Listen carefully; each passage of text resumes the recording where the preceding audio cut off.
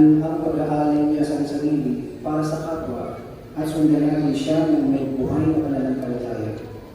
Kaisa niya sa pagkaluso sa krus, tayo nawa ay makahaging niya sa kanyang tagumpay sa kamatayan at sa kanyang bagong buhay.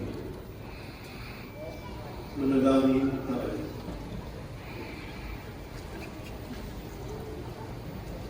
Makapangyarihan, basbasan mo po ang palatpat ito. Dagdagan mo po ang pananampalataya ng awa, bigin ang aming pananampalataya.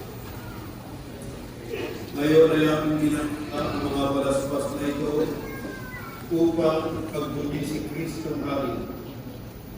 At ay mayalay namin sa iyo ang aming mabubuting gawa ng Kristo na buhay at haring kasama mo at ng Espiritu Santo at sa balang hanggan.